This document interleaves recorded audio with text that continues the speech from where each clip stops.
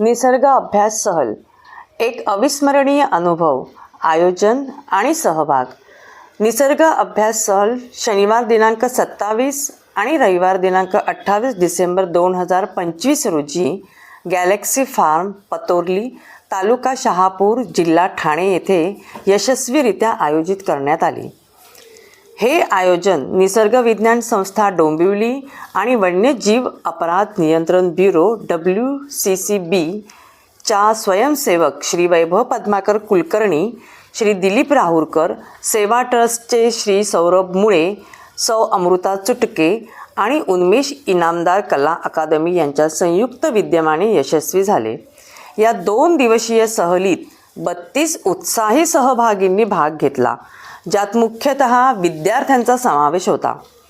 सहलीच्या सुरुवातीला विद्यार्थ्यांनी नैसर्गिक अधिवासाचे अत्यंत सुंदर आणि कलात्मक चित्र काढले. त्यानंतर तज्ज्ञांनी सर्प ओळखण्याचे बारकावे शिकवले.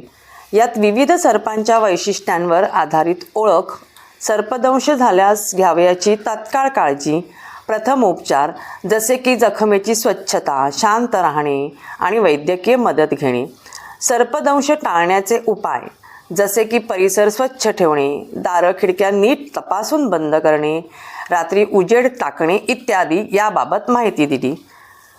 तसेच मुंग्यांच्या उपयोजकतेबाबत आणि निसर्गातील महत्त्वाबाबत सविस्तर चर्चा झाली. विशेषतः स्थलांतरित पक्ष्यांच्या वैशिष्ट्यांबद्दल आणि त्यांच्या संरक्षणाबाबत मार्गदर्शन केले गेले, ज्यामुळे विद्यार्थ्यांना जैवविविधतेचे महत्त्व समजले. वन विभागाला भेट आणि मार्गदर्शन सहलीदरम्यान महाराष्ट्र शासनाच्या वन विभाग, शहापूर, वनपरिक्षेत्र धसाई, परिमंडल किन्हवली आणि चिखलगाव नर्सरी येथील भेट घेण्यात आली. येथे माननीय श्री मुंडेदादा यांनी विद्यार्थ्यांच्या वनस्पतीशास्त्रावर अत्यंत सोप्या आणि प्रेरणादायी भाषण केले. त्यांनी स्थानिक वनस्पतींच्या उपयोगिता, रोपण तंत्र आणि पर्यावरण संरक्षणाच्या महत्त्वावर प्रकाश टाकला, ज्यामुळे विद्यार्थ्यांमध्ये निसर्गप्रेम वाढले. प्रात्यक्षिक अनुभव आणि आदिवासी संस्कृतीची ओळख. विद्यार्थ्यांना 4 गटात विभागून चुलीवर स्वयंपाक करण्याचा रोमांचक अनुभव देण्यात आला.